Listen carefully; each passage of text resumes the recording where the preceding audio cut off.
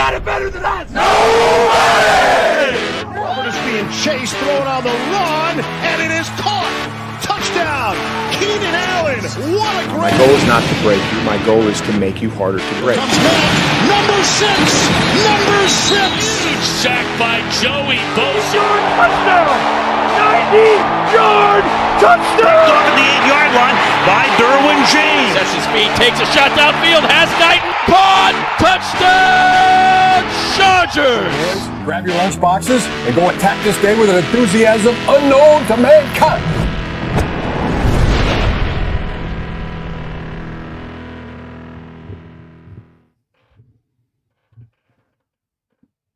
What is going on? Bolt fam, TDU, YouTube live, wherever you are all around the world, if you're local in Australia, over in the US, or in the UK, like our special guest today, it brings me great pleasure. He is one half of the PowderKeg Podcast, frequent writer on Stormcloud. He's back on the show. We're excited to have him. He knows his football, knows his defense, but don't ask him for any advice on catching the tube past 11 p.m. on a Sunday, or you're due for a long walk home. Ryan Watkins, what's going on, mate?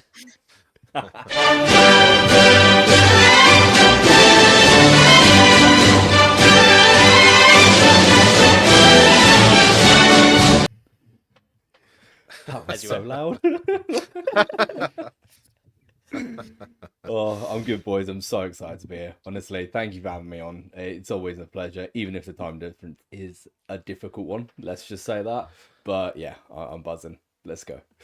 Yeah, man. As I said, more than happy to have you on. I'm of course joined locally with Jack and Alistair as always, my TDU boys, and something a little bit different this week. Having gone through the bye week for the Chargers, we thought, let's collaborate and do a little bit of YouTube live. So if you are joining us, thank you. And please chuck in some comments. Al will keep his eye on them. Thanks, Athea, straight off the bat. Love to see it. We will be enjoying the interaction throughout the show with you guys. So please pepper ups with questions, give us shit, whatever you want. We're here for a bit of fun, talk some Chargers in the bye week. We haven't had to sit through a horrendous Greg Roman bed shitting and a stressful win. None of that. It's all just where we are throughout season 2025 and lots of fun to be had today. How are we going, fellas? Jack, you good, mate? Yeah, I'm very well, thank you. We are winding down the year in Australia. Obviously, the weather is getting warmer. Andy, I know you love a bit of weather chat, so I'd always like to bring that in. So I've got my half full mug, and I should have got the half empty one. What was I going to say? Alex. I was just speaking with Alistair.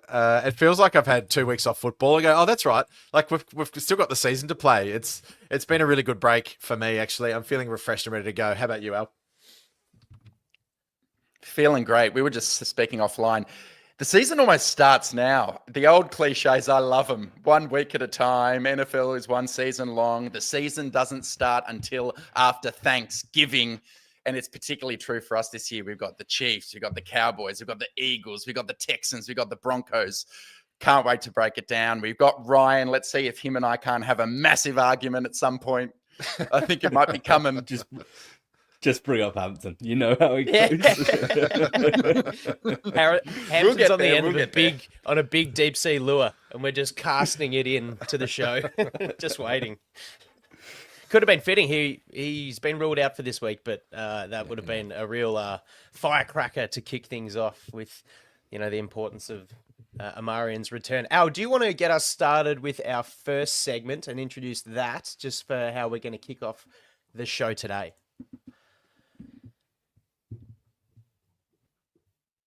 Yeah, absolutely. So we're going to start with our lessons, our takeaways, our lessons from the season thus far. We're going to go round the horn, sharing our views on some things that we've been reflecting on since bye week.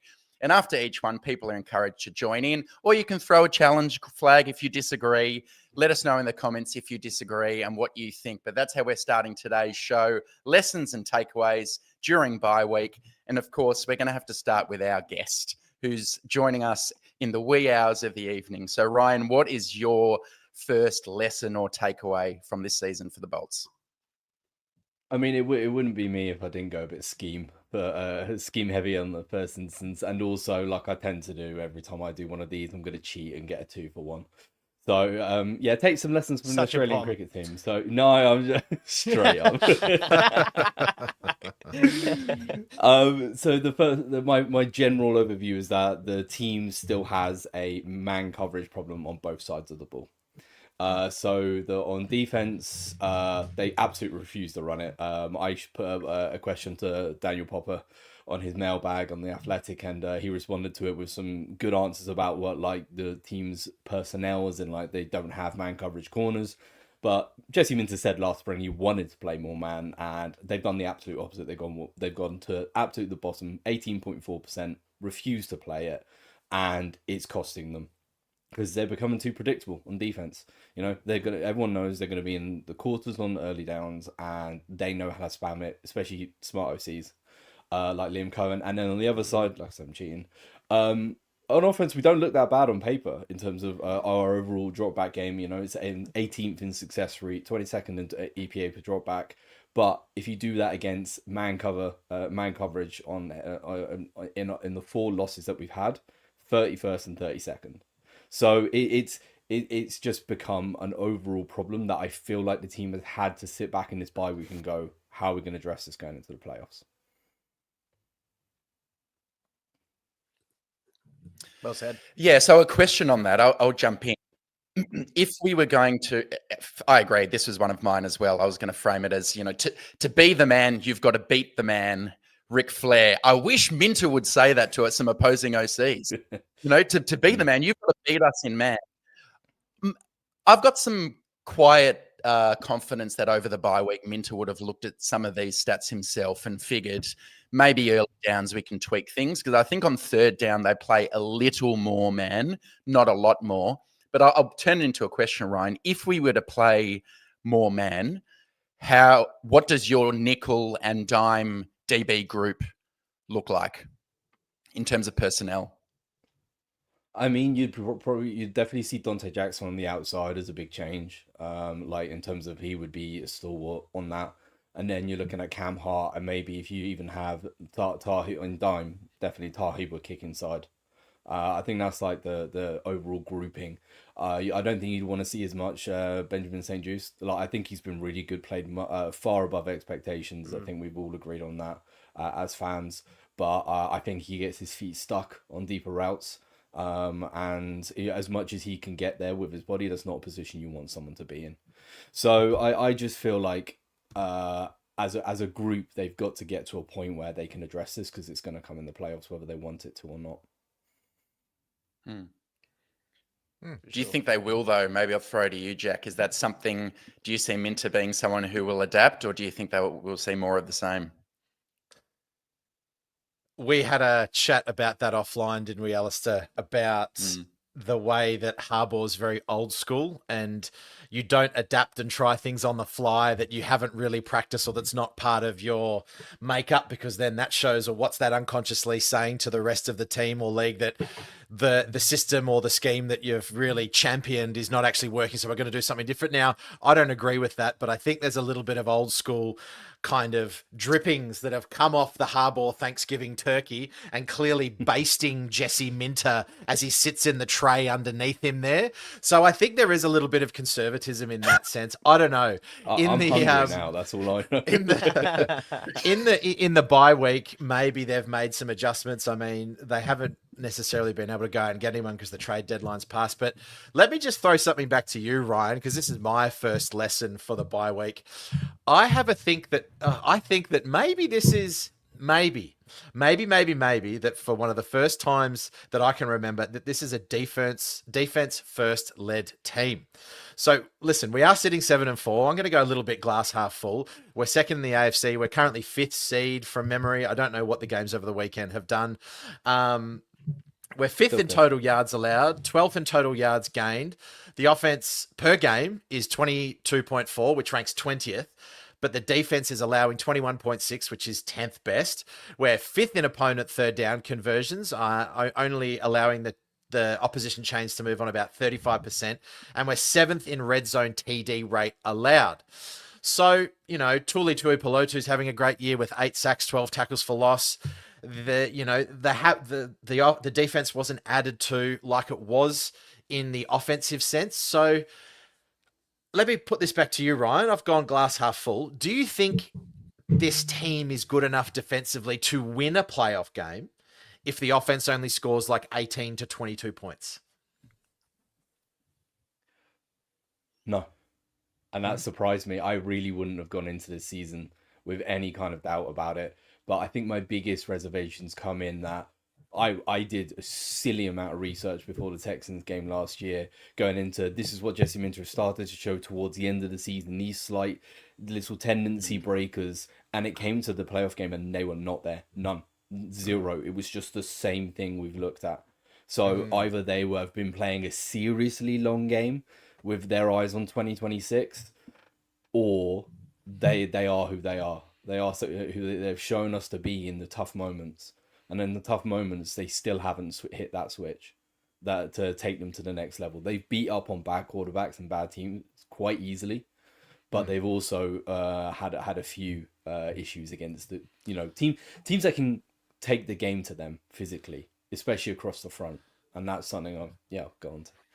Yeah, hey, Andy, do you believe that this is a defense first team now, or do you, or does the Google the Justin Herbert goggles, I should say, kind of still trick everyone into thinking that it's offense, and maybe Minter's going to get another pass in terms of where the focus goes? It's just an interesting thing. I'd never really thought about this before, but this is where I'm kind of at as a first lesson or reflection. What do you think?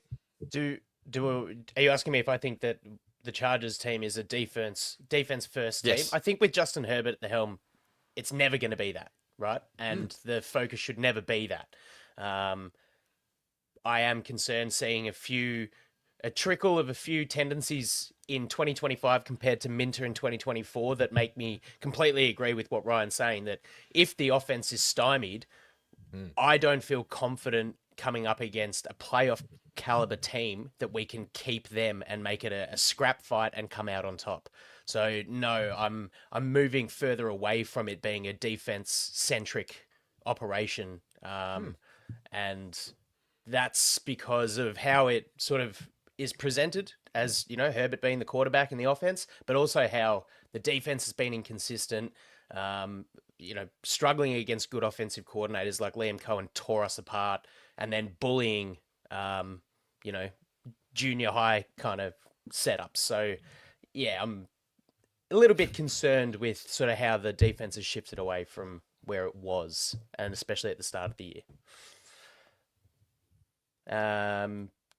Jack, I think I can weave that into my lesson, Andy, because building on that response, I agree with you, and I'm gonna put out a statement. Don't know if it's controversial, but I think if the goal this year is to win the Super Bowl, I think we've seen enough to know this team is not going to win the Super Bowl unless they do something fundamentally different. So what I'm going to say is, on offense, adapt or die. I think your defense is very good, but I don't really think many defenses in the modern NFL are so great that they alone are going to lead you to the Super Bowl. I just think on your day, there are too many great quarterbacks and play callers. You see 30 points, 40 points in a playoff game. So I think you've got two ways of looking at this offense. I hope they're not looking at it this way. They'll think, look, we're 12th in total yards. We've turned over the ball too often. We're moving it quite well. We're going to double down on this strategy and hope that with a bit better turnover luck, we can stay and hang in games, and our defense is going to keep us in them. That's not my belief. I think risk mitigation isn't going to get you far enough in this season. We're 22nd in EPA per play. We're 25th in the red zone. We're 26th in sacks allowed. We are a bad offense in certain respects. And my challenge is, this team is 2-4 when they've been either tied or behind in the second half. So I actually think a couple of solutions is to play more spread offense. I want to see more of a quick game centric focus. I know Giro and Harbour want to play like it's Air Coryell and you're under center and you drop back 7 steps. And when we pass to hit chunks. That's their mindset of what a passing offense looks like. But I looked into the data, guys, and on per Sumo Sports, our most effective passing formation is actually 10 personnel. And for the listeners, the first number is your running backs on the field. The second number is your tight ends on the field. So that is 1 running back and 4 wide receivers. Our EPA per pass is ranked first in the entire NFL when we pass from that formation. So I've heard a lot of people talking about get big, run the ball, pass from 13. I'm thinking the opposite. I'm thinking go Tom Brady, Josh McDaniels, spread it out. You've got 4 good wide receivers out there. Get Trey Harris more involved, and then you can sprinkle in a little bit of RPO as well with Justin Herbert and use his legs a little more, because that's something we've actually found explosive plays on fairly frequently when Herbert keeps the ball and he runs. So that's my first lesson. Let's change, because we're going to struggle on offense unless we do something pretty differently if the goal is to win the Super Bowl this year. I find it kind of ironic that our best passing setup is in 10 personnel. You think about how reliant we've been on chip blocks helping out the tackles in pass protection, and we're going, actually, we're the best when we don't have any tight ends helping out the tackles, and we're just, scheming guys open and delivering. That's just ball an out quick takeaway for me. Yeah, for sure. I will just caveat that with a little bit of do be careful of stats like that don't have high volumes, because 10 personnel I don't think is like in our top 3 at least personnel groupings, and most of the time when the Chargers are running it, they're an empty. So the ball has got to go out and quickly, and it's a formation to basically ensure that there's going to be like very little blitz, so it helps with our pass protection. So that is a good change up. I don't think it can become a philosophy personally, not unless you. When would you use it, like Ryan? Because we're using it about 6% of the time per Sumo. So, like you say, it's a change up. In what kind of situations do you think it could be effective? It's when you want to back the defense up. If they've been relentlessly blitzing you, they're going to have to put at least 5 people in coverage. Even if they're in cover 0, that means the maximum they can send is 6. You've got 5 offensive linemen. Herbert's got a hot read. It's a better recipe. If they want to be absolutely crazy and send more than that, then they're welcome to, right? If you, for example, people use up tempo in the same way they use empty, so they use it to get the defense on their heels. When you're getting a bit jaded, when you're getting a bit fed up of, okay, every time I hit the top of my foot, my 5-step drop, I'm just getting slammed straight in the face because of Bradley Bozeman. But yeah, so you're like, it's a way of negating. Well, what about to start a game, Ryan? To build a 7-0 lead early, you come out, you take the ball, and you start quick pass. The something I've absolutely said. So first of all, the quick pass thing I've been a big fan of until I saw what they tried to do against the Jags, and it wasn't quite working because they didn't sell it at first. So, but my big thing at the moment is that I said about it about 4 or 5 weeks ago, but Greg Roman earlier in the season was one of the completely opposite switched between his scripted play calls and his non-scripted. He's now by far a better non-scripted play caller. Whereas last season, he was only good on scripted and then horrendous the rest of the time. So I feel like whatever he's trying to get the defense to show early on is just really not well considered. Not like he's either attacking the wrong tendencies with his formation. So something like an empty would really throw them off, and it could gain. Like you said, we need to play with leads. That's just who this team is. Yeah. Like you showed it with that 2-4 stat you said earlier. So I really feel like they need to make a concerted effort to come up with concepts, like you said, to do empty on early downs. Sweet. Jack, your big lesson so far in season 2025? Ooh, another one. Dust off the tomes. All right. I think that Herbert is having his very first growing up season. There you go. That's gonna annoy some people. Yes, he's not Sorry, the in. comment. That's very Fantastic. good. It's also giving me a lovely that. dappled light on my old noggin. I just think, he's not in video game numbers mode. I understand that passing is down around the league.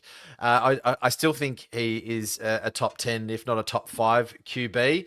The interceptions are a little bit funny this year. A lot of them are tipped. He is making more negative, negative reads. Like some of those almost interceptions have been terrible. Is that because of a leaky offensive line? Quite possibly. I mean, I guess the question I have for you, Alistair, here we go. I'm gonna ask you a question. Would you rather this version of Herbert, the grown up version, which is, relatively efficient, controlled, he's within the Harbaugh system, or would you like the 5,000-yard gunslinger with the defense that has kind of slipped back into the 20s again? So not really a top 10 defense, they're kind of middle to lower pack, but you're having Herbert throw for 5,000 yards and 35, 40 touchdowns. What would you prefer? You can't have both.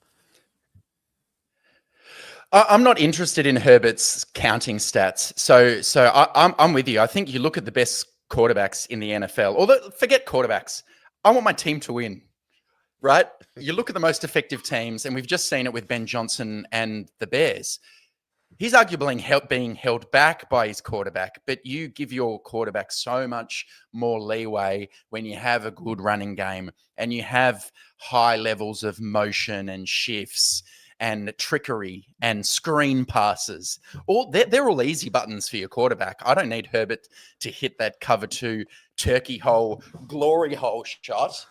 I just need him to be able to slowly control the offense, move the ball down the field, and he'll make the plays anyway, Jack. So I'm more about the cohesive whole, and I think you are too. Yeah, but do you think that the fact is we're putting too much on Justin Herbert than Ryan because we're not doing any funny, interesting screen passes? Or who was it? Was it Amon-Ra? Who was the Detroit Lions had Amon-Ra or someone run through the offensive line in the middle to hit a short completion to make it easy. I can't remember where that was actually, but you're seeing all this trickery everywhere. Cohen did it with the Jags. I just kind of feel like, is Roman putting too much on the shoulders of Justin Herbert? Is it too hard for him to try and execute this offense when really you kind of need Roman to do some more fun stuff to really free him up? I don't know. It's a really interesting it's a really interesting kind of thought. So first of all, it was Puka Nacua you thought of. Who was doing Puka the Nacua, insert. that's the one. That's McVay. So That's the right. Rams, the Colts, and other progressive, exciting teams. That must be nice. Are running these types of inserts, and that one was really interesting because the insert It went was all the way back over to the other side. Fantastic route concept. But to answer your question and to go back to the sort of matter of the whole, the question as a whole, I think Herbert has progressed now to a point where he is on his way to being at the very top because he has become braver. I don't know if that's Madison Beer. I don't know if that's Jim Harbaugh. But whoever it is, they have unlocked the side of his brain. Because at Oregon, he'd be like panicky. He'd take shots that he really didn't, because he was just like, I have a massive cannon of an arm. I may as well go for it. We're not doing anything else right. Fired every offensive coordinator we've had. So he just did that by nature. And the 5,000-yard season, like earlier in his career, was very much that way. It's just like, we have no choice. We're down 40. I'm just going to throw the piss out of this ball and hope someone lands on it. And they did. But with this season, I feel like the shots he's taking are both a product of the system and his bravery. Now, why I said about the system, let's be honest here. We can all sit here and wish for one of these lovely new offensive coordinator that are using every trick in the book to, bring up matchups. Greg Roman is not that. His playbook from 2013 is largely still intact. Yeah. Because he and what he's doing with that is basically saying the quarterback is the system, right? He's saying he is so good and they're taking him to a point where he is going to elevate. And that's what they're banking on. Everything is built around him growing with his game. And they're saying you have to hit these shots or our offense dies. And it's a lot to put on him. Of course it is. But if he's one of the best players in the world, one of the smartest human beings in football, you put that. That's your system. Why would you not invest in that? You can hide it with a Caleb. Like, Ben Johnson's done wonderful things, but that's because they got a ground game, in my opinion. A ground game and a fantastic offensive line. I don't think that's anything to do with the quarterback. But yeah. Completely agree. I'm going to jump in because my first kind of takeaway is almost the devil's advocate on what you're saying, Jack. And I think you've copped a lot of flack lately by saying Herbert's been wearing his big boy pants. And I tend to agree with the commenters when I say, yeah, he's been putting up big stats. And well, to be honest with you, like the way that the Chargers have sort of floundered during his career has been lifted up by his ability, right? Everything that we've been saying, his smarts, his physical traits, when he's healthy and he can use his legs, he has elevated the team. And now he's playing with a defense that's top 10 over the last 2 seasons, thereabouts. But the issue that I have is maybe it's too much on his shoulders. So with 20 different combinations of offensive line, which is absurd, he's getting hit at the second highest rate in the league. Greg Roman has just not developed any kind of quick out system for Herbert to get rid of the ball quickly and just keep defenses guessing. So a lot of the time he is having to play this god ball, this hero ball stuff. And what that's resulting in this year is that he's thrown 12 interceptions or thereabouts, 9 interceptions. 9 compared to interceptions, but I 9. think 12 turnover. 12 turnovers across, compared to 3 interceptions last year, and the takeaway differential has been an absolute Achilles heel on this team so far. So through the 17 games last year, plus 12 in takeaways. Through 11 games, we're sitting at -1. So maybe that's in part because the defense isn't taking the ball away as much, but they're still doing it quite highly. Herbert's just throwing more interceptions. Sure, over a third of those have been batted at the line, but they're instances where he's kind of forcing the ball out into a short game with a huge man in front of him. So I don't disagree with you, Jack, but I also think that there's an element where he's not showing that kind of want to throw a ball away and kill it down when that's the right call. And he possibly takes more sacks than he should.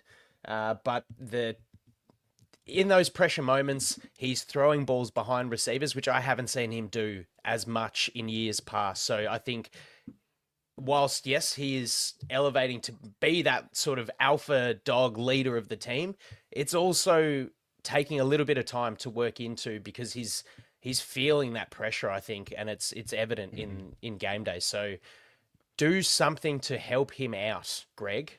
Make options a lot easier for him. He's dealing with one receiver that is not on a rookie contract. There's not experience in the wide receiver room. And it's a lazy Susan of a spinning table at offensive line that is just making a lot of things quite difficult for him. And I don't think the pressure is aiding to that offensive output.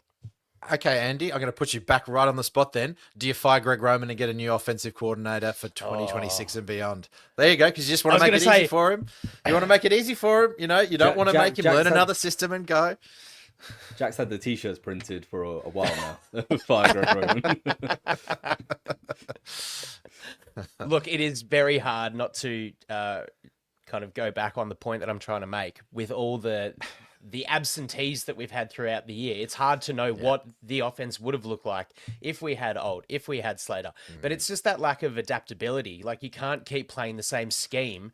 I missed that comment. Sorry, I was trying to dig myself out of a hole. No, he agreed with you very much. It was pro-Giro, Yeah, I tend to think that if we had all those pieces, if our 2 running backs hadn't, gone out for the majority of the season, etc., then it might have been a little bit easier. My issue with Greg Roman is that he's still trying to do, like you said earlier, Ryan, that his 2013 playbook is he's a guy that is set in his ways. And when he started out the season and said, we've got premier tackles, we've got a rookie running back that could be a jet, and another guy that, never misses a game and has over 4 yards per carry. When that doesn't eventuate and you lose those 4 big pieces, he's still trying to do the same thing. So my concern is that he doesn't have that adaptability. Al. My concern is, even if Roman's fired, who does Jim Harbaugh know who's creative? So I know that's harsh. He'd do an interview, right, of various people. Yeah, let's get in the best candidates. Are we going to end up with Pep Hamilton? Are we going to end up with David Shaw coming back into you know what I mean? So there's an element of is it better the devil you know, Ryan? Or do you think with his Michigan stuff, there is some diamond in the rough hiding there who could use some inserts off motion? Well, I'm not saying about like a specific guy. I don't know the Michigan staff that well since Harbaugh parted, but he did appoint Jesse Minter, who was in his 30s, at the time. That's point. quite. However, he is a Nepo baby, so we just need to know who the Nepo babies in that family tree are. So, and then just like there's a whole history between the Minters and the Harbaughs, like they've appointed each other further down the line. So yeah, we just need to work out, the lineage of that. But I do feel like that, and also something I will caveat that my 2013 comment about the playbook. That playbook is 780 pages long and it was built a decade ago. There are a lot of answers in there. Yeah. His run game in there literally is what Ben Johnson picks off now. It's very sophisticated. My biggest issue is the coaching. That's what I come down to consistently, is how you get that playbook onto the field and the execution, especially on the offensive line. So I see it all the time. Every time I'm going through and I'm like, I recognize that play. I look it up. It's still there. And I'm still like, that would still kick the front that they were looking at's ass if they landed the blocks. But they're not. And that's where I think it comes down to. That is also a good reason to fire an offensive coordinator, though, if he's not able to teach the system. It's one thing to know the stuff, but if you can't implement what you know, then what good is it, really? But yeah, it's so goes hard back to the question of like, if not Greg, then who? And then he's got another offensive coordinator and another system, and it's be back to square one, right? It's a cheap way out of the conversation, but I think it's valid. Yeah, I know, but I mean, how adaptable can you be when you lose so much? Sure, let's go and get a gun offensive coordinator and do all this. It'll be fun. But I think who's this Hannon Derry brings up a really good point. Like the win versus Pittsburgh was pretty insane when you think about it. We have seen a little bit more outside zone runs as well, which are not necessarily in the Roman book. We've seen them be successful. Why we go back to inside and why we go back to power, and all, I don't know why. And sometimes the game scripts just sort of don't mesh. But there are times when this offense, as piecemeal as it can be, and Ryan, I think you're 100% right, it goes back to the offensive line. I think there's some coaching issues in the offensive line there. Mike Devlin, I don't know what's going on there. Must be really hard to, have your leaders essentially be lost for the season in Alton, Slater. But there is an execution part of it. And I think the Roman offense, I still think when executed well, we saw it, against KC, the first part of the season going 3-0, we saw this team play the way we wanted. Maybe we were playing too well. Maybe teams have adjusted. I don't know. Maybe we don't have that adjustability, but you can't rule out the amount of movement there has been. I just don't think I can't sit there and be 100%, truthful to myself and say, oh, Roman should go because he's not. I mean, that's like me walking into a classroom, no laptop, no whiteboards, no TV, no whiteboard markers, no paper. And then the kids are like, teach me everything you can. I can use my voice. The kids don't rock up with pens and papers. I go, listen, I can do my best, but there's only so much you can be ready for an exam at the end of the year if this is the situation. I don't know. That's kind of how I think of it. Ryan, are you next? Find something else to write on the right whiteboard with, whether you're taking the aglet off his shoelace to... Okay, if you want to go that way. Okay, Jack's the scat man. Primitive. I was going...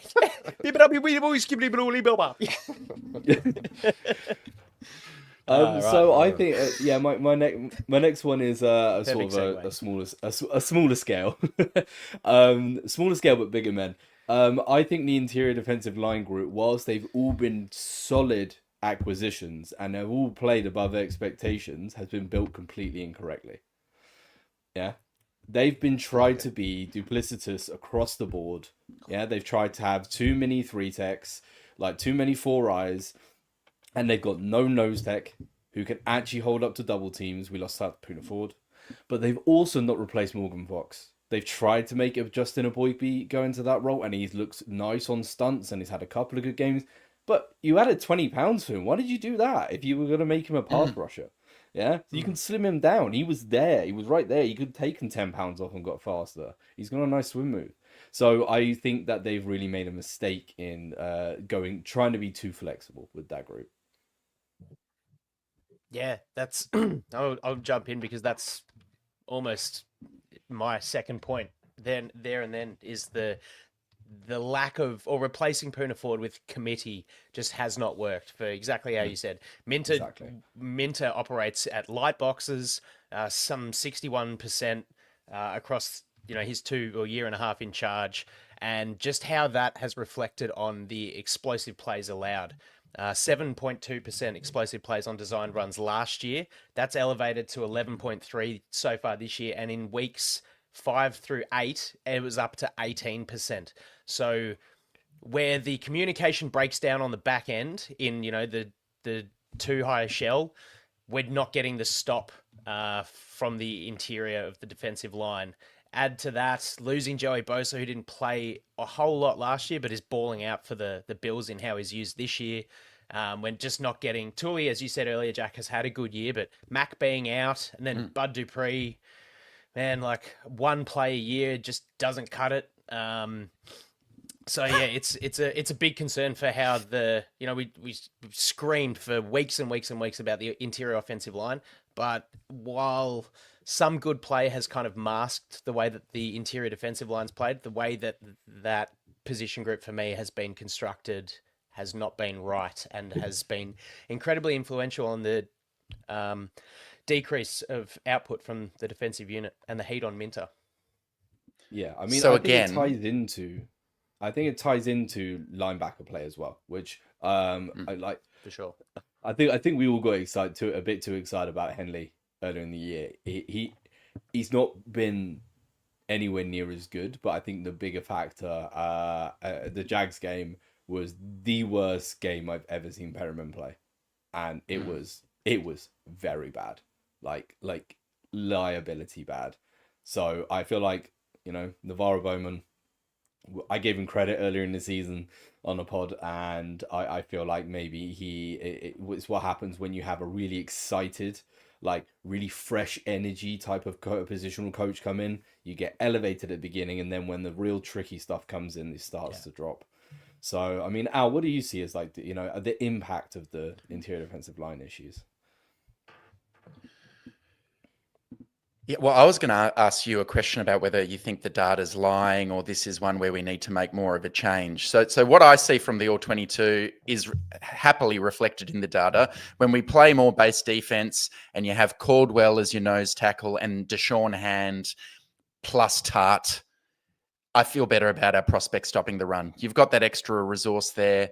And the data showed that we are 5th in the league in EPA per rush for defense when we go in with base, when we have those 3 defensive linemen and 2 edges. What hasn't worked this year is what worked great for us last year. And I'm not sure why. Last year, when we tried to defend the run from nickel, so we've got 5 DBs, we've got Derwin, we ranked 1st in EPA per rush in the NFL. This year, we're 26th when we do that. So the question is, what we tried last year, for whatever reason, probably no Puna, it's not working this year. So do you think, and I'll give my opinion on it, do you think we need to read that data and say we need to commit more bodies up front? We need to play more man on the back end, have the 8 bodies in the box, 3 defensive tackles, 2 edges, and challenge them to beat us over the top. We're going to stop the run. I think we should actually do that. How do you feel? Yeah, absolutely the same. And I feel like the biggest impact has come from in the light box run fits. Cody Alexander did a brilliant breakdown on this. Is that the Chargers were getting away with being a gap short by using 2 things. Everyone was 2 gapping, so the linebackers had a front side and a back side, which they were masterfully controlling, understood the flow and the tempo of when to cut back. They were all in tandem doing it. I think they were fit for pretty much the whole season the linebackers as well, which helps. But the biggest issue is that on the interior defensive line, we use a technique called knockback fullback, which is when you take on the double team, you engage with the outside guy as hard as you can to encourage the inside guy to climb up to your linebacker. Then when he does that, all of them swim inside. Yeah. So it means that they're basically getting two gaps because they've gone that way. Running backs thought, okay, I'm going to cut back. They've cut back, but they've also still got the linebackers flowing over to the outside edge as well. So, but the issue is the Jags game showed that the offensive line are just staying on double teams, and they're like, your linebackers aren't good enough. They're not fast enough. They're not talented enough to beat the front side edge and play the backside edge at the same time. So what that's basically doing is encourage, which Minter should be doing, is like you said, run blitzes, downhill attacks from linebackers, and you can only do that in man coverage, like you said. Otherwise, they've got a zone responsibility over their head. So, do you think Caldwell can become a nose tackle, Ryan? I know you said before the body types are all 3-tech swim moves. Do you see his future as a two-gapping nose, or not so much? No, I don't. He's looked like one, yeah. 340 pounds, big tree trunk legs. He's light on his feet. He's so fast and light. Exactly, Jack. Yeah, you've got it. He's more like a two tech, right? Which in Minter's front, it's like a G front in the even, which is where you, instead of going with a 3 and a 1, you go with a 3 and a 2, and he's a really good 2. That sort of fits his bread and butter. So. Sorry, yeah, that's a great. I really like that. Thank you, Kay. We need them fatties. Kay. That's great. Okay. We need fatties, and the craziest thing is that the line as a whole added at least 100 pounds, compared to last season. The players we swapped in on, so we need to get bigger, big, real quick. Yeah. So I hope that answers the question. All right. Just got to attack. Sounds like we're singing from the same hymn book. And I'm going to go on to the next lesson, which is a little different. This is more of a team building one. Jack? I'm going to say hymns, and I thought we were going to go very, very religious again, but given your pension a couple of weeks ago. Back to the Bible. Back to the Bible. So, in Deuteronomy, the good Lord said, I think Hortiz's lesson from last off-season is when you see a weakness that's been so clearly demonstrated before your eyes, you maybe need to be a little more aggressive in attacking it rather than your set, stagnant approach of we don't want to overpay and we want to let the draft board come to us. I think every fan who watched the Texans game last year saw that game and recognized the interior offensive line cost us that game. They couldn't pick up stunts. It's a major problem. To me, one of the real lessons is it was a glaring error to think that you could run back Zion and Bozeman, think about switching their positions, and that's kind of the main plan, and then upgrade Pipkins with a second wave free agent, essentially, in Mekhi Becton. And I know it's easy to sit here now after the fact and complain, and I think Ryan and Kyle did a great job on PowderKeg saying, you look at a lot of the free agent deals, and most of them have been fizzes. Probably a good decision to stay away from them. But the names we could have targeted, some might not be scheme fits, but any of extracting Trey Smith from the Chiefs somehow, whether it's via trade or Drew Dorman for the Bears and committing to running a bit more zone like Ben Johnson has. Will Fries, I didn't like his contract and where it ended up, but he's playing solid football right now and more solid, I think, than Becton is playing. Coleman Shelton for the Rams, killing it. Dalton Reisner for the Bengals. Ryan Kelly for the Vikings. He's missed half the season, but now he's back and playing really well. All of those were choices we made. Let's not do that. Let's trust our staff that we can grow and we can develop. And also let's not draft anyone until day 3 who is an offensive lineman. To me, that strategy has blown up in their face. And I hope the learning from Hortiz is you've got to be a bit more aggressive when there's such a big weakness on your team. Jack, how do you feel about that? Is that ex post facto? Absolutely. Is it easier in hindsight, or was it Oh. obvious at the time? I don't think any of us really, if I'm being truthful with myself, really thought that Zion to center and Bozeman and then Andre James coming in and then Becton, we're like, oh yeah, okay, I can maybe see the forest through the trees, maybe, but there's still so many questions. Moving players around, especially going from a guard, to a center with Johnson. I must admit, seeing some of those big name free agent offensive linemen, yes, now it looks okay because, they're not doing too well, but not going big defensive or offensive, or mainly offensive in his first two drafts. I think Ortiz has done a real, I shouldn't say that because there's Joe Alt, right? Maybe we would have liked a couple in that 4th and 5th or 3rd and 4th rather than kind of waiting for the later 5th, 6th, 7th rounds, because I do think there is a bit of there is a lack of good offensive line development across the country. It seems that the last couple of drafts have been pretty good. Your first sort of 8-ish, which is fine, but it just seems that offensive lines, it's a fascinating one because offensive lines, they are so pivotal in your team's success, but there are so many issues with so many teams around the league. So, I find myself thinking that the good OCs, when they've got a good offensive line, you've got somewhere like Detroit, like they were last year, and you've got someone like Ben Johnson, and they look incredible. It's almost like greatest show on turf stuff. But then, how good is the Bears offensive line, or is Johnson just that good at being able to create schemes that cover holes? So, yeah, they did invest though, right? They went Joe Tooney, they went Jonah Jackson. They did, yeah. Dolman. They did. Dolman. Yeah. But there's obviously the flip side of that, as me and Carl discussed, that the Vikings went all in on their interior offensive line. And, Fry's has been solid, but not great. Kelly has missed most of the season, which was always the risk with his injury history. And their rookie left guard has been Donovan Jackson, right? He's been quite frankly terrible. So, and that was a first round pick. So you do have to be careful with these things. And it's baked into one of my takes for later, but I think that Ortiz is a very smart cookie. Yeah, you can see that in the way he drafts.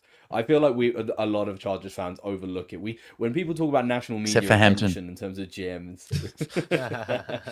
Hey, not bad. Took us 48 minutes to get there. Joe can play on.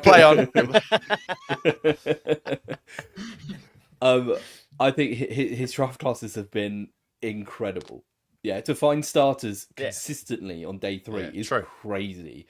Crazy in 2 straight drafts. So I feel like he would have learned a lesson. He was very reserved in free agency, and even the ones he invested in, Becton, have caused trouble. I've seen some comments already, and we've all seen the news story that came out today, about from the ESPN interview. I think that this next season they will go, you know what, this middle ground, fuck that. Yeah, sorry for my British. You got to take something at the front. You got to take the top guys, and then let Ortiz do what he does to round out rosters. Yeah, in terms of at the bottom, day 3, even his cheap free agency pickups. Deshaun Hander comes to mind. He was a vet minimum, like brilliant acquisition. Yeah, he's got to attack at the top end. He can't hold fire anymore, and I think he would have learned that. So yeah, he's been through his Kobayashi Maru.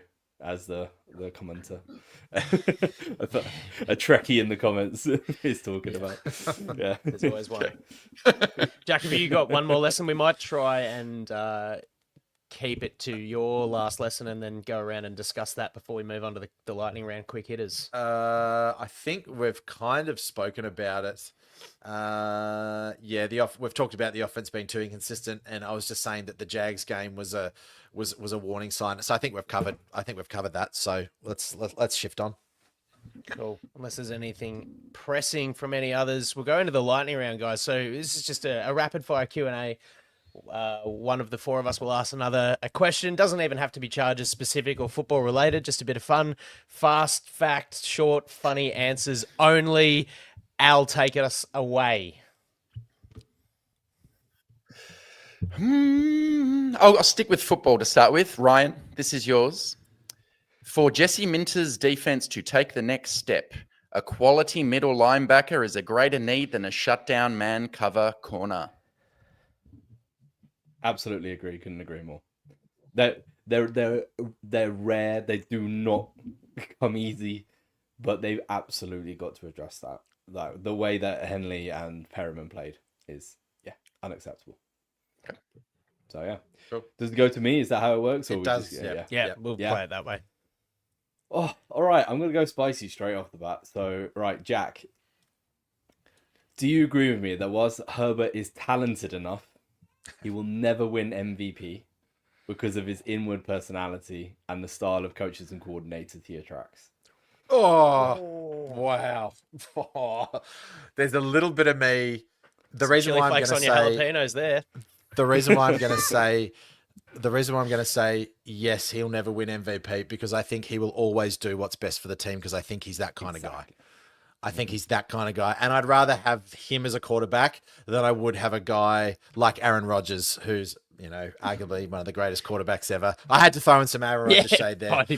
But too nice for him up in the Steelers game. So, but yeah, I mean, he got the Rookie of the Year with his 5,000 watt season and played incredibly well. But I think he's too humble to do that. But he'll still be an incredible quarterback. If you get what I'm saying. I mean, maybe there's that Joe Burrow conversation that Joe Burrow did last year where he just played insane, and Joe Burrow didn't even win it. So there you go.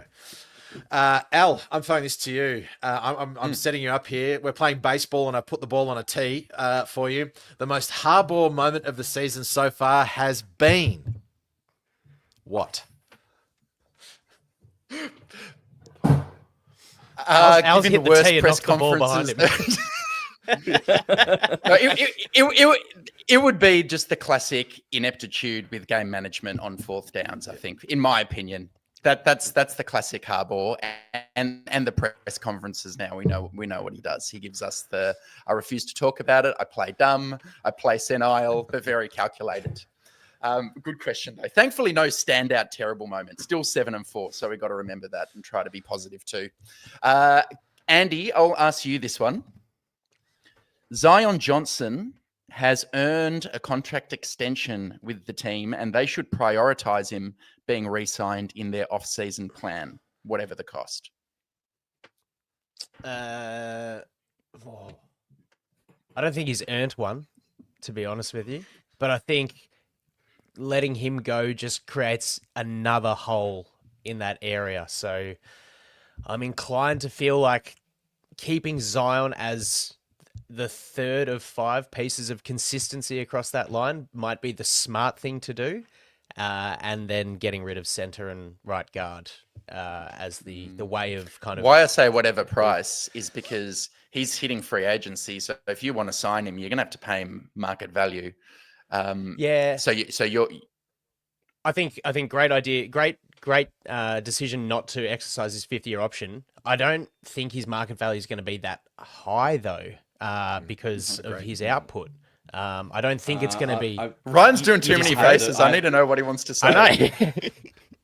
Okay, first of all, he's a passable starting guard. Ryan's a Cheshire cat over here.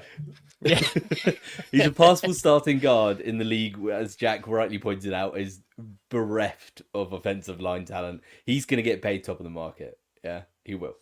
Or near top of the market prices. Yeah. First Then it's a no, but it makes the hole bigger, like the problem bigger, right? I completely agree. Interior, but so we just talked about the Bears, who got rid of all 3 of their offensive starting linemen, and if I'm right, 4. I think one of their tackles was replaced as well. So it's doable. Is that so? What you're saying is it's doable. It's doable as long as Mike Devlin's not around. So the caveat. Yeah. I like it. No, I'm happy with that. I tried to, be gentle on my response, but yeah, okay. The masses are in your corner. Overpaid. Good I'm not question, interested. Yep. A good question. Okay, Ryan, we talked about whether Roman would hang around, all the nepotism that goes on. If he was to be removed as offensive coordinator, Ryan, who of the current crop of Chargers offensive coaches, you've got to pick one, would you consider promoting to offensive coordinator? Mike Obviously not Mike Devlin. But is there a guy there that's more than just a position coach? We all sing praises of Sanjay Lal.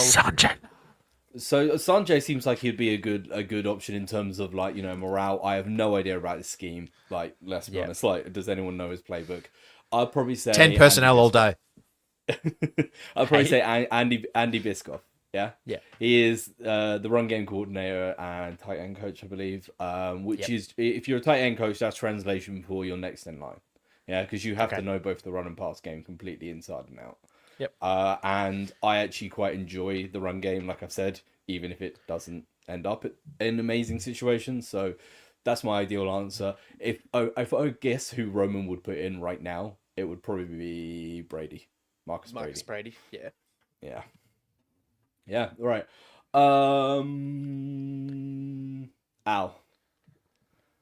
If England's still the next test back and I send it to you, will you wear an England shirt on the pod afterwards? Absolutely, yeah. I will. Okay. I have no allegiances, man. I'm a chameleon. I'll take the winner. I'll just chase those winners all day, baby. No. I think you're too Gen Z. What? You wear an English shirt. I'm going to collect those after jerseys, losing mate. an Ashes. You can do your own podcast then, pal. You can go sit in your own room and do your own podcast then. Aussie's doing an NFL podcast and you're wearing an English cricket shirt. We've got economic recession over here. I need all the spare clothes I can get. So send it across, Ryan, mate, and I'll wear it if we lose the test. Good question. All right, I'm going to fire back. I'll fire back at you, Ryan. Better British pub meal. Bangers and mash or fish and chips? Fish and chips. Nobody eats bangers and mash over here. It's a fallacy. So yeah, fish and chips is available in every pub. It's a cracking summer meal. A little bit of tartar sauce, and also would you one up it? I swear, is there a meal you like better? Are you a mushy peas guy? Yeah, I'm a mushy peas guy. Yeah. I like literally everything on the plate. But by the way, I have them with nothing else ever. I've never had them with anything else. Clueless, the British. Chips. Yeah. Wow. I'm a burger guy. So yeah, I love a good pub burger. Yeah, nice bit of cheese, bacon, anything spicy on there as well. Love it. Right. Oh wait, no, I just asked one. So Al already answered me one back. Does it go straight back to me? Okay. Yeah, just ask someone else. Okay. Andy. Do you think it's wrong to follow the Ravens model for success, considering how they've always come up short? Yeah, I do. Yeah. It's not a sure thing. And we're seeing kind of similar trends, the way that, Roman's sort of offering, we're threatening to be really, really good, great, but I get the feeling we're going to come up short. So yeah, I think a little bit of ingenuity might not hurt the philosophy, and going the way that the Ravens have, hasn't exactly worked. So no, I agree with that.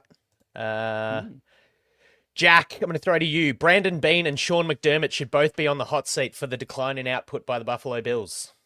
It's not being spoken about enough. Build a team around Josh Allen. No. I mean, they're still, like, they've had so much success. Yes, they haven't made it to the big dance once, but I don't know. Maybe this could be the year. Maybe this could be the year they decide to sort of rip it apart and go from there. They've been worse this year than they have the last 4 years. I know they have been, and that's kind of that cycle of sort of, your first. I guess that's a rookie cycle as well. What players have they drafted that have gone on to actually do okay? Your Keon Coleman's and stuff haven't been great. Because they've been picking later in the first round. So yeah, doesn't show up to meetings. Okay.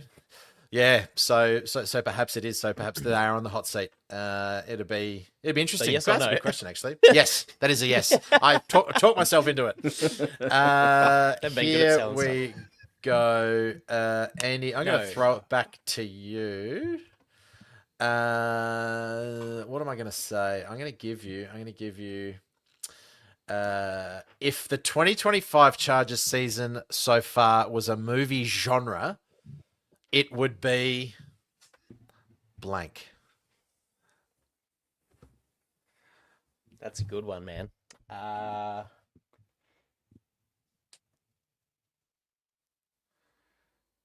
Shit.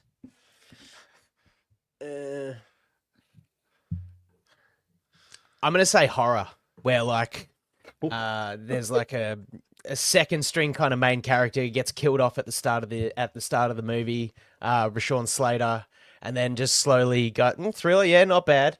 Very good. No, I'm gonna stick with horror, and I just think that there's Greg Roman is the ghost that hangs around the Bolt swamp, and he's just slowly knifing guys in their dreams. There's a poison chalice everywhere you look. With the Chargers at the minute, so I'm going to take that. Al, I'm going to go to you, mate. Oh. Hey, but at the end of the movie, the sun always shines bright, and Al, it's a good, yeah, when everyone's dead.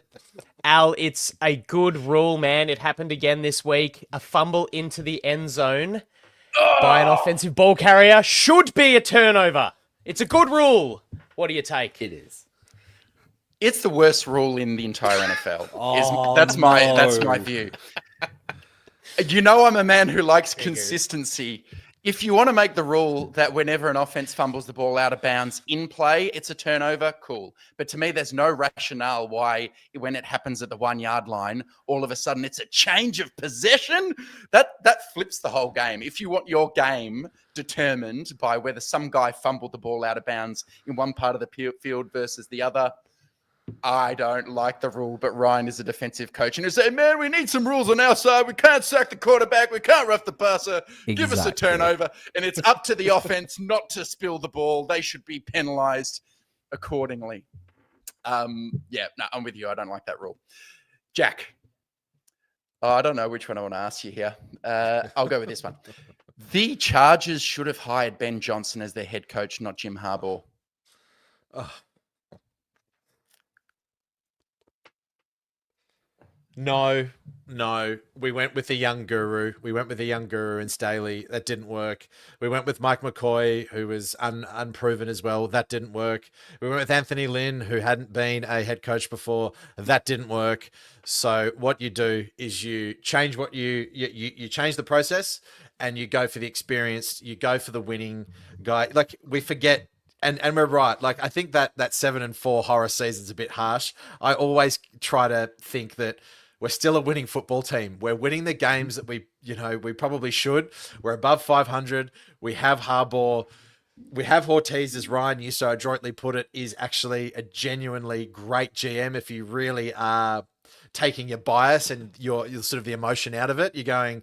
I think most people are going looking at his ticks across his last 2 years and going, Oh, he's going above 50% in terms of the effective picks that he's done.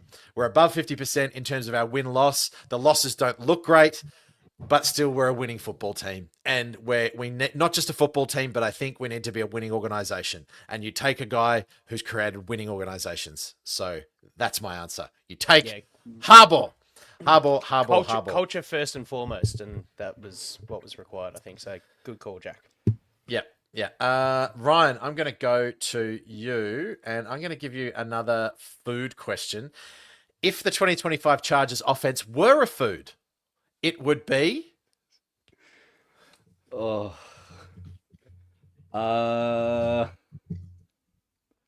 pork. Okay. Because you think everything on paper sounds absolutely fantastic when you actually break it down. Apart from the interior offensive line, we'll call that the texture, yeah. But everything else sounds great on paper, and then you eat it, and it's like it's just not got that much to it, not that much substance, not that much depth. So that's off the bat. So well done. It's a good one. Makes sense. Pulled Jack pork was is a bit hoping Ryan underwhelming said something sometimes. like, "My favourite back home is boiled lamb." A bit of haggis and black pudding, mate. Spotted A bit of baked beans. Oh, all right. Al, I'm gonna go to you with this one because I want to see your reaction. How do you think Trey Harris injured his jaw in the bye week? Wrong answers only. On a bit of extracurricular activity in Coach Lal's room, trying to get into that starting lineup. Methinks. Why does my mind go there? That's awful. Yes. It always goes Oh, wait, there. sorry. You said wrong answer. You said wrong answers only. All right. Okay. I've got so many for Jack. I'll go one more. I'm going to go two on this fly, Jack, for you. Okay. Okay. Question one: Anthony Bourdain or Antiques Roadshow? And question Bourdain, two, 100%. Okay. Who would you rather have a 1 hour sit down meal with? US Cavalry Commander George Armstrong Custer or leader of the Lakota Sioux, Sitting Bull? Oh, wow. That feels like a loaded question for some reason. I like putting Now, some slight political pressure on you in public. Yeah, my history knowledge here is that both of those were at the Battle of Wounded Knee. Is that right? I believe. Bighorn. And Little Bighorn, sorry. And that was the slaughter of the Native Americans, or who it was, wasn't it? Custer's Last Stand. Custer's Last Stand, his sorry. men. Okay. No good. I'm probably sitting down with Little Bighorn, actually. I'd be fascinated to understand. No, Sitting sorry. Bull. I think Little Bighorn Bighorn. might be the Sorry, answer, Sitting yeah. Bull. Sorry, you put me on the spot. You've actually frazzled me a little bit. Sitting on his little bighorn. Sitting on his Little Bighorn. I think I'd sit down with a Sitting Bull. It'd be fascinating to hear how they managed to do it, how they managed to win, I guess. So politically, I don't know what that means to Americans, so I apologize if I've offended anyone, but I really don't No, it's mean to. Thanksgiving, man. You gave it your best. Keep going. Alistair, I'm going to fire back at you. If Harbaugh wasn't coaching, he'd be running a very intense small business selling. Oh, there's so many good ones for this. I'm peaking. Maybe everyone can duck in. I'm going some Yeah, kind of. you jump in, Andy. I'm going to jump in. I think some kind of like chicken coop housing for inside your RV, like custom built little setups like that. Straight off the bat. That's good. That's good. I was going down the PT pathway because of he likes to get in there and push the stuff around you, but he could do a lot of different things. I'm thinking something with a military angle as well. Jim's Loves mowing. the forces. Some kind of- Jim's mowing. Andy, I'll throw one at you, man. In fact, I'll throw two at you. Pat McAfee or Bussin' with the Boys? Oh. Which US state would you rather visit? Montana or Louisiana? I'll answer the second one first. I think it has to be Louisiana. There's too much awesome culture, food, New Orleans, all that sort of stuff. I'm going to go Pat McAfee over Bussin' with the Boys. Just find the breadth of entertainment. The content's, hit and miss, but the entertainment's probably a little bit higher than Bussin' with the Boys. No disrespect to either, though. Al, you today have gone from Gloria to Glory Hole and everything in between. Playoff opposition that creates the greatest concern for wildcard week. Where do you sit? I do sit with the Texans because my thinking goes straight to who's got the best defensive line or defensive front. And I question our ability to scheme around their man cover corners and their line. But the Broncos and they're all not great. I think great matchups, but Texans for me. Ryan, I'll go football again. In fact, I'll give you two football. It's a mistake not to be activating Naquan Jones along the defensive line. He hasn't played since week 9 against the Titans. That's a mistake. The other is the NFL team with the worst fans is. Oh, second one's going to get me killed. The first one, though, is absolutely agree. Like, Naquan Jones is just like, I understand it that you have to have someone on special teams yeah, that can fill a role that these guys. Yeah, sorry, that spelling got me. Yeah, no, I understand that you have to have a guy who can play special teams in that roster place, but at the end of the day, we're not doing well stopping the run, so they've got to find a way to address that with their whoever they activate. Second one, oh, I've got a good friend who's one, and I think even he would admit that I'm right here. Is the Cowboys? They are insufferable. They've all just, it's like they've just mind melded with Jerry Jones, and they just care about value, like the value of our player, the value of, they're literally peak capitalism. Sorry. They are. All right, I've got one more for Jack. Name one movie or series, or individual one, or TV show that you would wipe from the face of the earth and all of its traces if you had the ability. Oh, one TV show that I would wipe away. The worst TV. Oh, anything to do with like Married at First Sight or Love on the Beach or 24 Virgin, whatever that stupid stuff is. Or any of that reality TV junk. I think it just makes us, sorry if this offends anyone, but I just think it makes us dumber in a post-literate society. So anything to do with that, Married at First Sight, that kind of reality TV show. Junk! Andy. Isn't one of your favorite TV shows Antiques Roadshow reality TV? No, like the dating reality kind of, that kind of stuff. As his that's what I cake and mean. eats it too. Oh, so, yeah. Jack doesn't want to know people and emotions. He likes things. Yeah.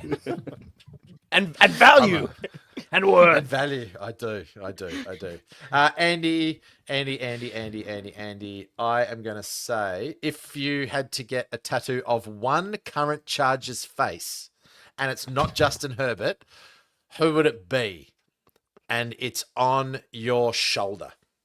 On the it's on your deltoid.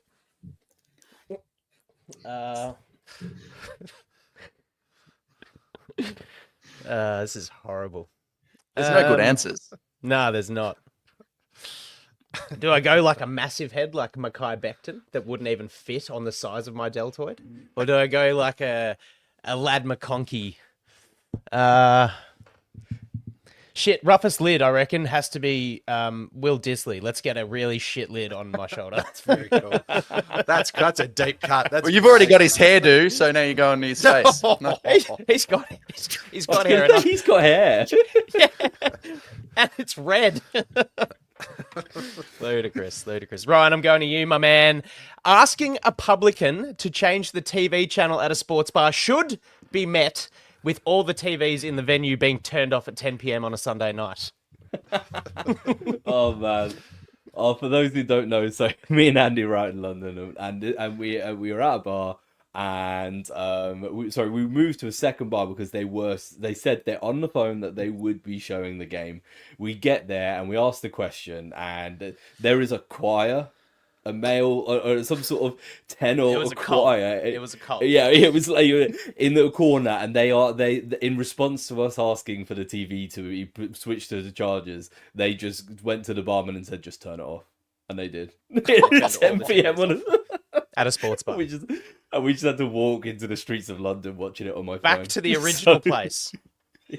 Unbelievable. To watch it on Red Zone, which was painful. Oh my god. Rough. That is rough. I think I'm out. I think I'm gonna have to make one up.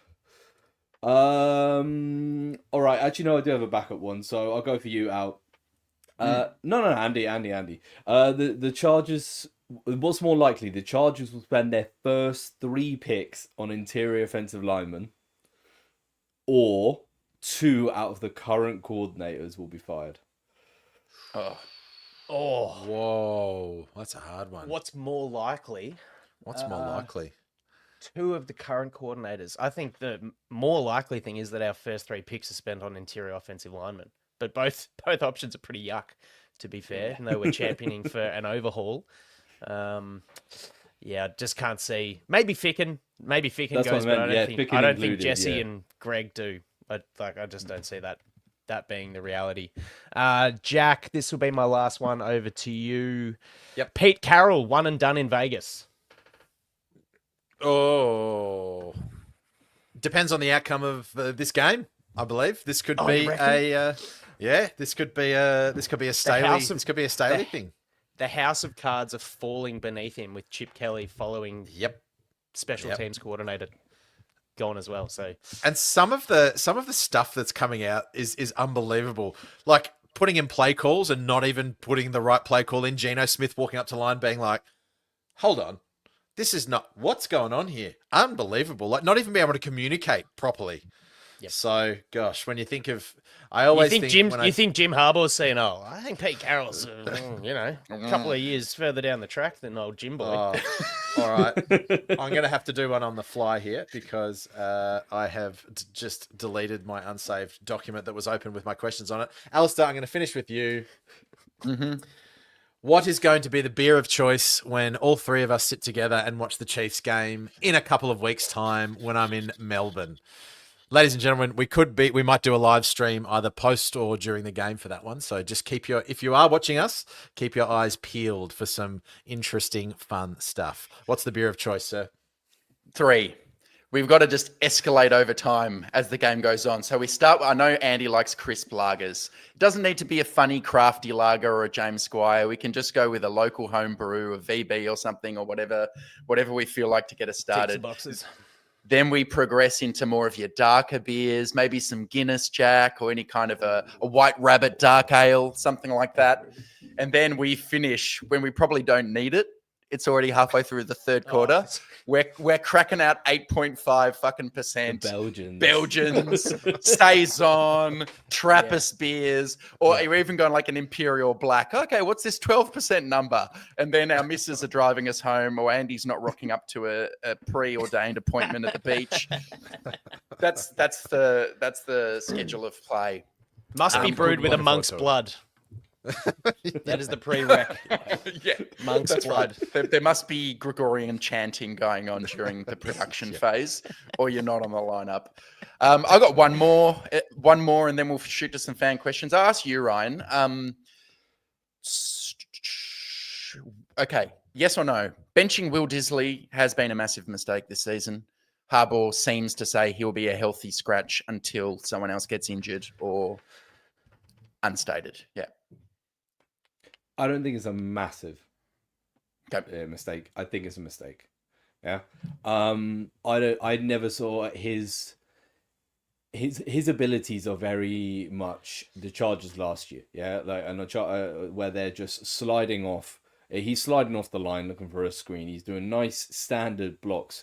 This season, our tight ends having a lot more motion in their blocking. Disley's that's just not his bag. He can't motion into the backfield, and I understand why and especially as he's not giving any special teams additions as well. So I do understand that. I wouldn't say it's massive though, because he missing an experienced blocking tight end for watching Matlock is not the most fun. Yeah. I'm gonna jump in just because I'm gonna double up on the question because I had Will Disley related content too. Do you think it just makes the offense far more predictable when Tucker Fisk is in where Disley would have been? I mean, you're saying that the sort of the scheme for the tight ends in the blocking game is a lot different to sort of what Disley's good at.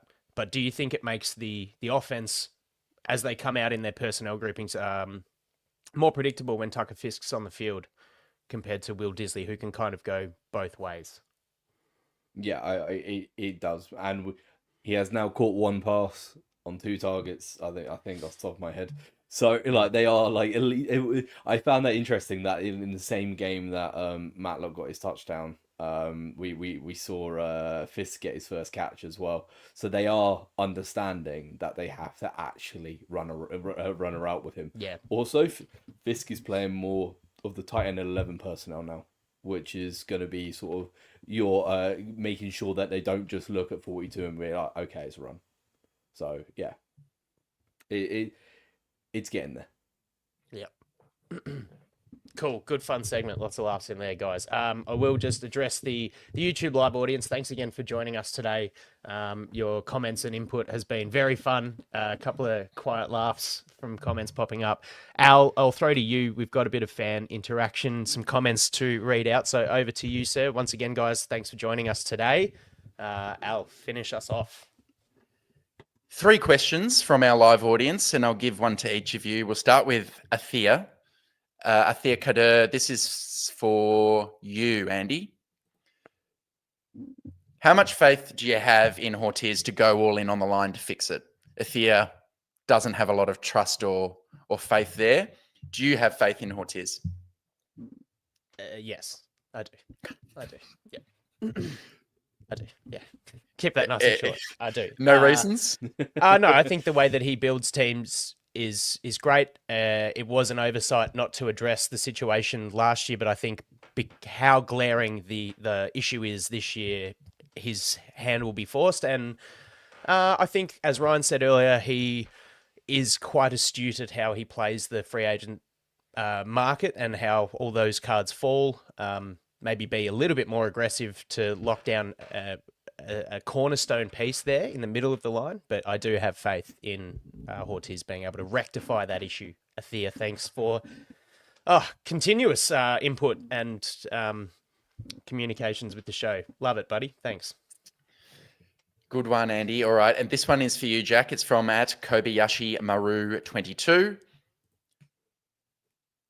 What's up with Becton? Yeah. I thought I read he was displeased with something. What's that? Yep, from what I understand, blood pressure is up with Becton. He was taken off in the Jags game and he didn't know why. It wasn't communicated to him clearly. And listen, I'm not a huge fan of the Joker being posted before each game and kind of like the willy won't he play. I think that's kind of doesn't really set a great example of what kind of person maybe you are. I mean, players can do whatever they want on social media as well, and all we can do is judge by what they do.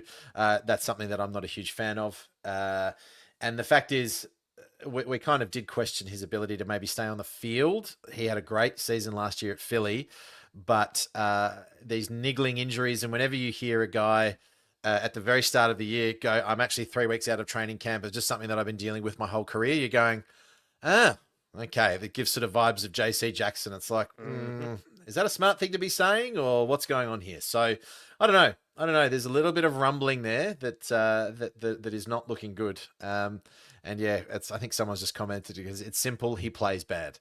Yeah, I think he needs to. I think he needs to kind of live up to the money we're paying him. But speaking of Ortiz, sorry, this is a long answer.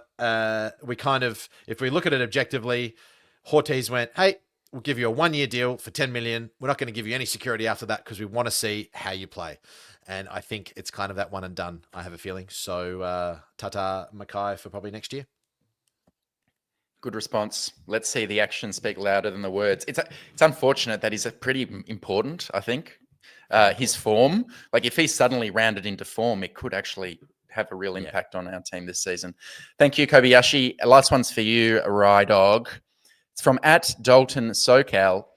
Mike McDaniel, if G-Row doesn't pull it off, what do you think about a match between McDaniel and Harbaugh? Does that work? It works like an English batting lineup in Australia. Shut up!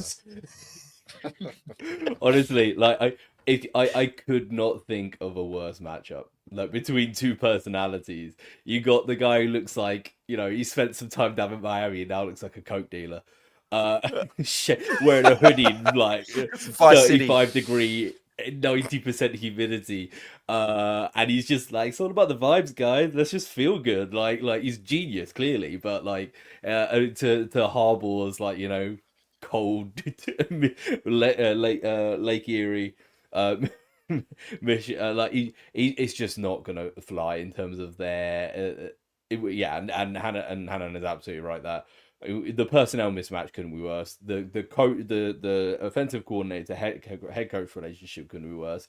And also, can you imagine Herbert and him having a conversation? What would they talk about? Like, sitting there chilling in the film room, like, hey bro, did you go out this week? Oh no, I was at chess club. Like, yeah. You go fishing, Coach McDaniel? Actually turned a fish into a vape once. Yeah, it'd be incredibly hit and miss, wouldn't it? Just the odd couple. It'd be fun if the personality clashes weren't just absolutely bizarre. Yeah. Oh, and just quickly on the Becton thing, I've just thought of it. Alex Dinsdorf, I saw his name pop up earlier. He went back and looked at the tape from the last game when he was pulled out, and he had a noticeable limp on 2 different plays. So in fairness, I said in a private chat between us that I really didn't think it was right of Becton to go out and say it. I think he was right in saying it in terms of his frustrations, if that was the case, if that wasn't communicated to him clearly. However, it seems like it was the right decision in the end. Yeah, I can't imagine this coaching group to pull this sort of wool over his eyes and, just to pull him out of the game with no explanation. I think the Chargers coaching group has a level of professionalism that is above that. But it is going to be really interesting. The dead cap to see Becton not return next year is 2.5, or do we pay him 12.5 million? And if, as you said, Brian earlier, the deficit of talent available on the offensive line, maybe 12.5 million is actually a steal to keep a guy like that, and then not have to worry about overpaying Johnson. It's all up in the air. I'm glad I don't have to make these decisions, but just dragging in bits of blue tack to stop the water is not working. You can see that with Penning. They were very, very quick to pull the trigger on that in the last game. So who knows? But yeah, I don't know. I don't mind players coming out and venting their frustrations, but you need both sides of the story, right? There you go. Exactly. Sorry, who was cut? For Cesaro. Oh, Sorrell. Yeah. So yeah. Okay. So yeah. Penning is the backup as we understand it. They've not shown it in practice yet, but yeah. Pipkins can play there. Not very well. No. I was joking. Please don't. Isn't it funny? You revisit like all the conversations at the start of the season or at the end of last season about Pipkins, trade him. Let's get whatever we can. And then the cards fall the way they have, and we're like, I hate to say it, but I'm kind of glad he hung around. And we didn't just pull the trigger on that early because, God, it could have been horrendous. Anything else, Al? Nope. Jack, anything to finish off with, mate? Guys, thanks again for making the comment section nice and fun. Lots of great questions. Appreciate your fandom from your side of the pond to ours. Also to our great guest today. It's always fun to get Ryan on the show, full of insight and self-deprecating English jokes. We love that, being Australians. A lot of fun as always, guys. Hopefully the back end of the Chargers 2025 season can bring nothing but glory. We see the Chargers taking on the Raiders this week. That's right, James Heritage 4224 FTR. We look forward to being back in one way or another this week on Thunder Down Under, covering the Chargers Raiders game. Hopefully we can get this last stretch into the playoffs off with a big win. Oh, the FTRs are flowing now. Yeah, baby. There's going to be plenty of them on this week's show. That's all from me today. Guys, thanks again. We'll see you next time on the Thunder Down Under Chargers podcast. Hello. See you guys. Bye.